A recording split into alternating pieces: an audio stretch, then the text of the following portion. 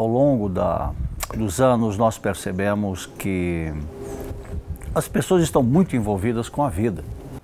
É o que desde antigamente os gnósticos já diziam, que aqueles que são do mundo estão no mundo, servem ao mundo e dificilmente conseguem romper com o mundo, ou seja, as coisas do mundo, a vida comum e corrente, como ela se apresenta diante de nossos olhos, né? Quando decidimos seguir um caminho espiritual, especialmente um caminho esotérico, um caminho iniciático, romper com todos esses laços exige não só esforço, mas grandes esforços.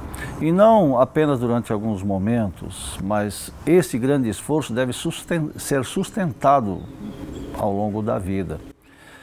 E quando falamos nesses termos e desta condição, raríssimos são aqueles que realmente têm a maturidade, a estrutura espiritual para ter uma disciplina que sustente uma resolução, uma escolha, uma decisão ao longo do tempo. O normal é que as pessoas elas sejam tragadas pela vida, pelas coisas da vida. Porque a vida tem seus fascínios, tem suas coisas boas, e renunciar a isso é muito difícil para a maioria das pessoas. E por isso mesmo, então, é que o número de iniciados é muito pequeno.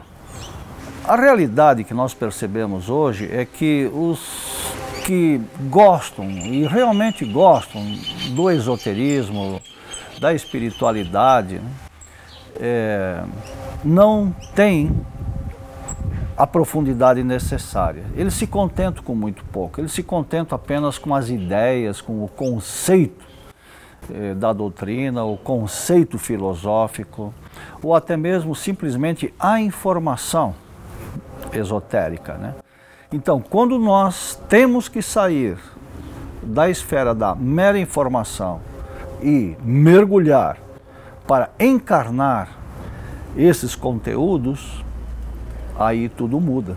Então, isso quer dizer que nós temos que nos aprofundar. E aprofundar é encarnar, é viver esses princípios e não apenas discorrer sobre eles ou simplesmente absorver através de leituras ou audições de palestras e até mesmo participações em eventos. Participar do evento ou uma leitura, tudo isso é tão só um primeiro passo. Claro que alguém, antes de se lançar nesse caminho, precisa estar devidamente documentado, devidamente informado, fazer as análises necessárias para então, depois que tiver a compreensão, aí sim se lançar nesse caminho com resolução. Muito antigamente, né, as festas populares de hoje, elas tinham um caráter sagrado, mas isso vai fazer tanto tempo que ninguém mais se lembra dessas coisas. E quando nós investigamos na história esses acontecimentos, isso está tão distante da nossa realidade, do mundo atual, que para nós hoje isso soa como mera curiosidade. Mas, agora que estamos numa nova era, numa era de revolução, aonde aquilo que está enterrado volta à tona, à superfície, então é um tempo de se retomar e se retornar também às origens. Ou seja, quando falamos em voltar às origens, significa voltar à pureza, à originalidade, à integridade destes eventos, destas festividades, porque todas as festas ditas populares hoje, elas têm realmente uma origem sagrada que estava e está ligada, né, aos fenômenos da natureza, como por exemplo a primavera, o Festival da Primavera, e nesta época justamente o Carnaval ele tem essa ligação da chegada do festival, das festividades da primavera, quando toda a vida renasce, ela começa a ressurgir depois de um longo inverno. Então, isso é o caráter primeiro, antigo, desta festa. E claro que na época isso se celebrava nos templos e não tinha esse caráter, vamos dizer assim, sensual ou sensorial como nós temos hoje em dia. E é muito difícil para o homem moderno hoje compreender, imaginar como eram esses festivais ou essas festividades do tempo antigo. As duas formas de prática são necessárias. Existem práticas de recolhimento, onde o indivíduo ele volta-se para si mesmo, até mesmo o isolamento da natureza, e outras práticas elas são necessárias serem feitas coletivamente, né? A diferença, como você pergunta, é que coletivamente essas práticas elas têm mais força, mas também têm outras finalidades. Já não é uma prática assim para você estar em contato consigo mesmo, unicamente, né? Mas essas práticas coletivas se destinam a gerar um tipo de energia que depois é utilizado pelos devas, pelos elementais, para melhorar a condição de vida de muitas pessoas que estão distantes de nós, porque nós temos que entender que a natureza é uma única coisa, é um único ser, uma única realidade, e todos nós estamos conectados ou interconectados. Então, o que eu faço afeta o outro, quer eu saiba disso ou não. Então, o que eu faço de bom beneficia outros, mas o que eu faço de errado também prejudica outros. Mesmo que eu não tenha consciência disso, isso é uma lei natural, e assim é. E aqueles que têm olhos de ver percebem essas coisas.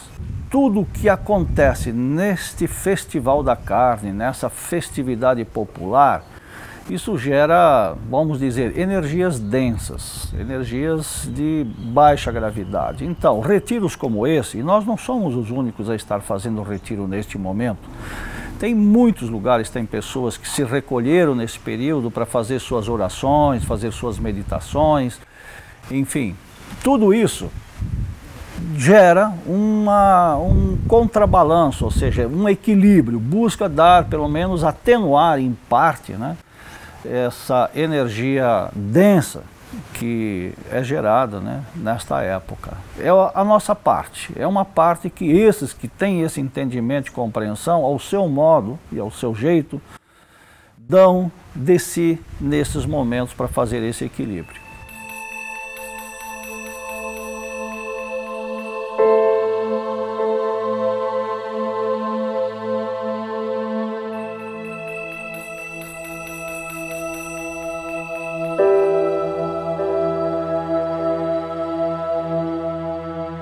O Jardim dos Mestres surgiu naturalmente, a partir de uma inspiração. E então, dada a inspiração, simplesmente começou-se a fazê-lo, a plasmá-lo, como se diz, né?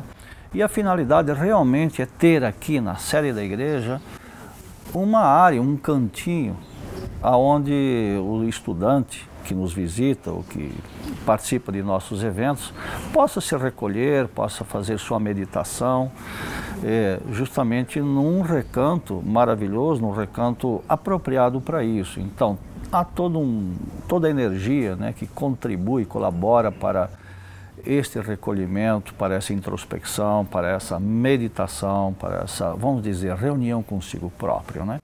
Então, esse jardim foi consagrado aos Budas justamente por isso, né? Porque é o local de meditação, de recolhimento, né? E meditação, recolhimento está associado à mente, o mundo da mente, ele é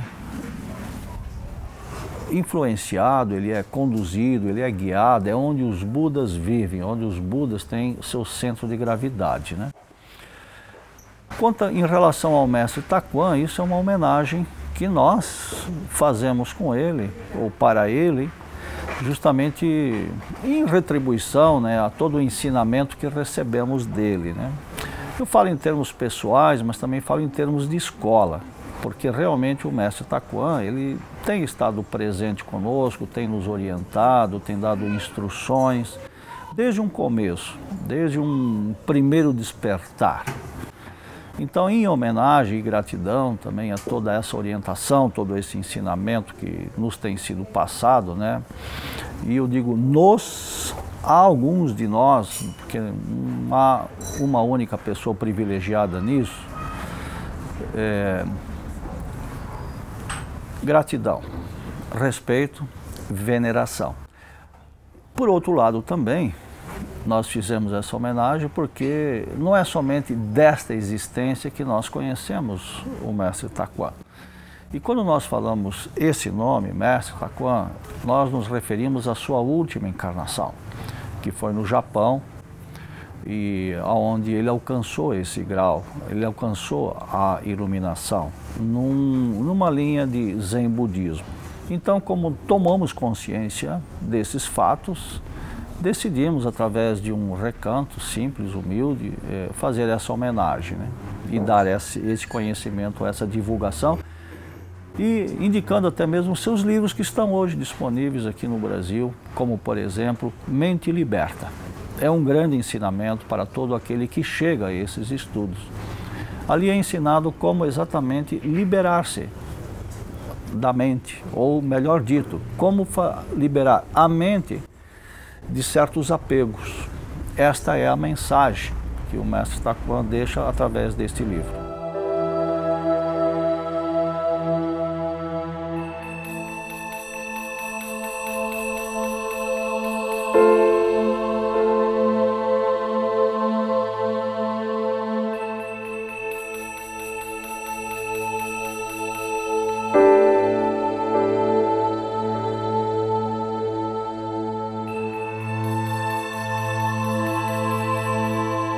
E nós temos vários instrumentos de comunicação com o público interessado. Nós temos um site, né, que é o www.gnose.org.br.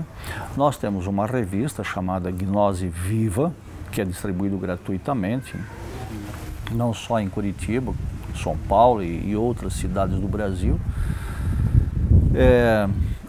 Essa revista também está disponível numa versão digital que qualquer um pode acessar de qualquer parte do mundo, desde que consiga entender o português.